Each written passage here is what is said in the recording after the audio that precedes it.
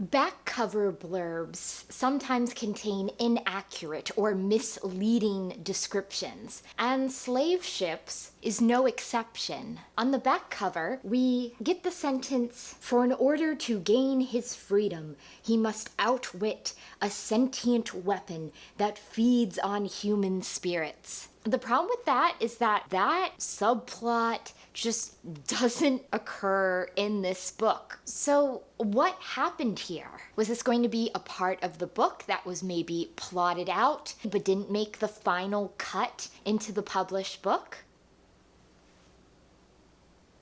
Unlike The Mandalorian Armor, which did make the New York Times bestseller list, I couldn't find any data that Slave Ship made the New York Times paperback bestseller list for any of the weeks after its release. Like with book one, I never read the Bounty Hunter Wars trilogy before, so I'm still going into this read completely blind. However, I do have to say that the cover art is much more fitting with what happens in the book than the cover art for book one, even if the summary on the back definitely is conflating events from both timelines in a way that I think would confuse someone.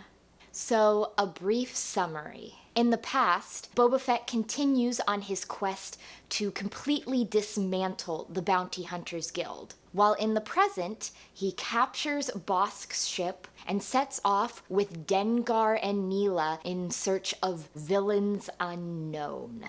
Part of what I find so difficult about these books is that Boba Fett remains a complete cipher. We don't get any insight into how he thinks, what's important to him, what makes him tick. I would have especially liked to maybe see some more elaboration on Fett's sense of justice, which we got from the short story collections about Jabba's palace and the bounty hunters. But no, there's none of that here. In the present timeline, he's setting off after someone. He won't tell Dengar and Neelah, though, who he's after or where they're going. And in the past timeline, I don't understand why people keep wanting to partner with Fett, because he is decidedly not a team player. This time around, in the search for the ex-stormtrooper, Fett definitely screws over Bossk and Zuckuss. So I guess he's just this emotionless lone wolf at this point, smarter than everyone else, and that's really the only reasons we're given to root for him.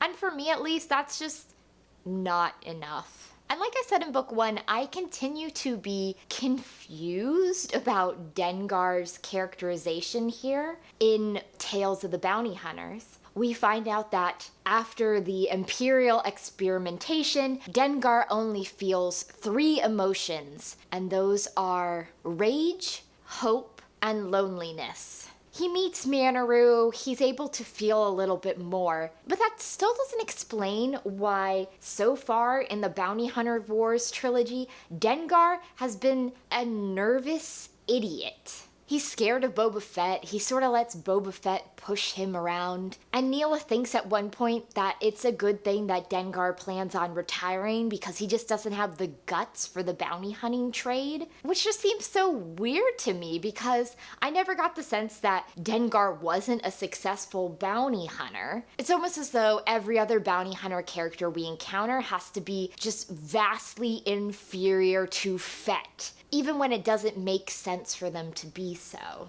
We do get a little bit of progress with Neelah, even though it doesn't come from her POV chapters, but rather from Kuat of Kuat's. By the end of Slave Ship, we find out that Neelah is really Katil of Kulvolt, a member of one of the Kuati noble families, and that her sister Kodir is looking for her. Not sure I bought, though, the explanation that she goes by Neelah because when she was a child, she couldn't pronounce Katil of Kulvolt. Usually when people get nicknames, it at least is somewhat related to their actual name, but I just don't see any way that you would get Neelah from Katil. Neelah also isn't a particularly likable character. She has a very high opinion of herself, which makes sense now that we know she's a member of this noble house, but it doesn't really make me root for her.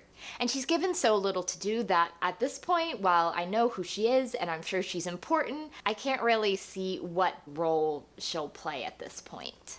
And continuing the trend of Jeter just completely disregarding past characterization, Bossk, like in the Mandalorian Armor, in the slave ship is just a verbose moron. He overthinks everything. He's not particularly successful at strategizing. He's prone to monologuing on. And I just don't get the sense of him being a ruthless killer like he was in past stories. I also really could have done without the repeated references to his murder/cannibalism of his father, but Jeter just brings it up all the time.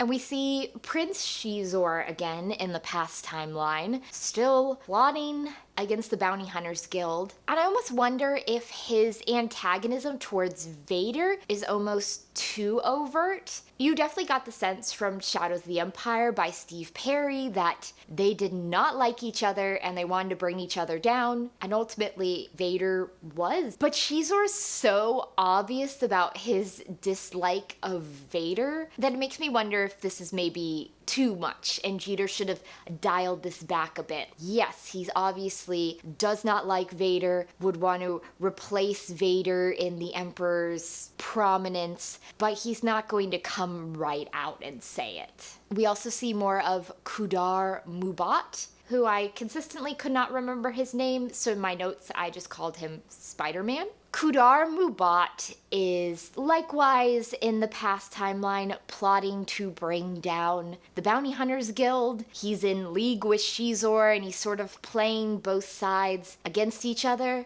It definitely looks like he's headed for a fall and that his little tiny spider offspring balance sheet is going to take over, but that clearly won't happen till book 3.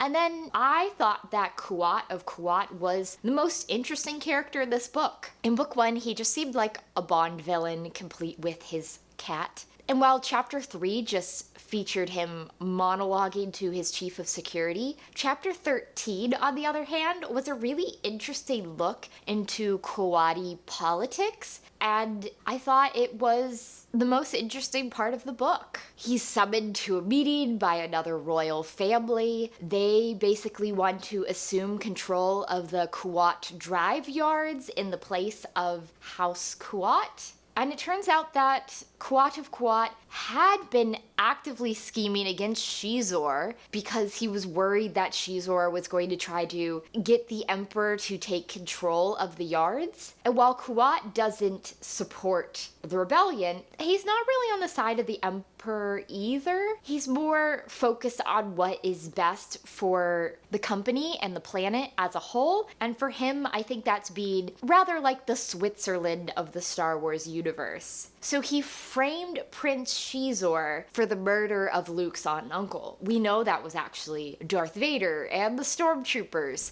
But Kuat of Kuat set it up in such a way that maybe if that information were to be leaked to Luke Skywalker, he would then set off in search of vengeance against Prince Xizor. Obviously that didn't happen, and that's not how Xizor died. And now we know what that information that Boba Fett had in Slave 1 was about and where it came from. Which means that we actually get an explanation for why Kuat of Kuat was trying so hard to kill Fett in the first book. He knows that if the Emperor or someone else gets their hands on this fabricated evidence, that it will not bode well for him. And since Fett's the one that has it, he's trying his hardest to take him out. Kuat of Kuat also loses his previous security chief because he was working for the Neelah family and gains Kodar of Kulvalt, Neelah's sister, as his new security chief. Kodir is looking for her sister. I guess we'll find out in book 3 whether that is a good or a bad thing. And then another body horror warning. In chapter 11, we have some poor, unfortunate miners, and in chapter 13, we have the Elder of Neelah, both of which tipped a little bit too far on the body horror scale for me. So in the Mandalorian Armor, we didn't really get an overt textual explanation for why we kept going back and forth between the present timeline and the past. I assumed that we were seeing the past events because as Boba Fett was recuperating from the Sarlacc, he was reliving his conflict with the Bounty Hunters Guild. However, in Slave Ship, we do get an overt textual explanation for the past timeline, and it is that Dengar is telling Neelah the story of how the Bounty Hunters Guild was dissolved. And the only problem with that is that the way the past timeline is written doesn't really fit with that. Dengar is telling Neelah a story, but the past timeline is not written like that at all. It's not written like Dengar telling her what's happening. It is written from different viewpoint characters. So we are inside the head of Bossk, or we're inside the head of Prince Xizor. And while I can accept that Dengar knows the events that happened, Neelah comes right out in chapter 9 and says, well, how do you know what happened in the Emperor's throne room? And he's like, I have my sources of information, which is a little sloppy, but I'll buy that. However, I do not buy that Dengar knows what's going through the heads of these characters, which makes it hard for me to accept the logic that even though we've got deep internal musings on the point of these characters, that really it's Dengar telling Neelah all of this? It just doesn't work for me.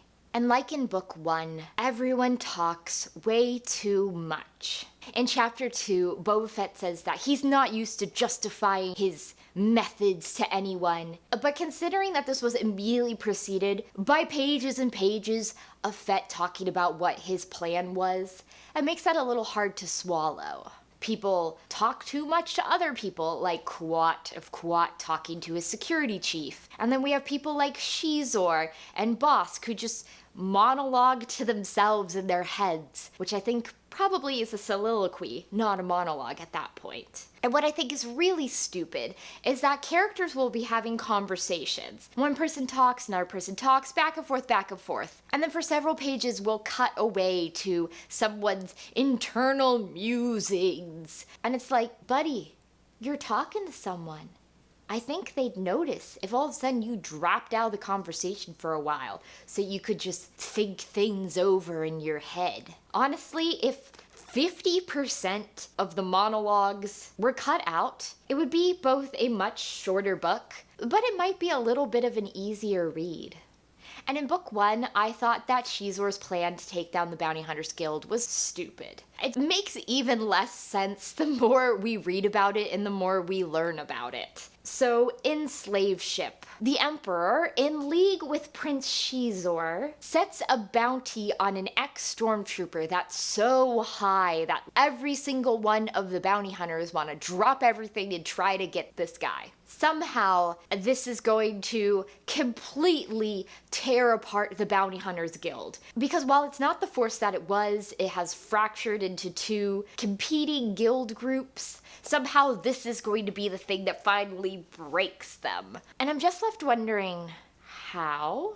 It is clear that Vossant, the ex-stormtrooper, killed a bunch of bounty hunters who were trying to collect the bounty on him, but Boba Fett and Bossk are able to catch him, and presumably Boba Fett gets a lot of money out of it. So I'm just not sure how this one bounty is really going to tip the scale in the Bounty Hunters Guild destruction, and apparently Boba Fett's been so good at doing what he's doing that now Xizor wants him dead. It just seems like such a stupid plan. I'm sorry, I know Xizor's supposed to be this great schemer, but his schemes thus far in this trilogy aren't really knocking my socks off.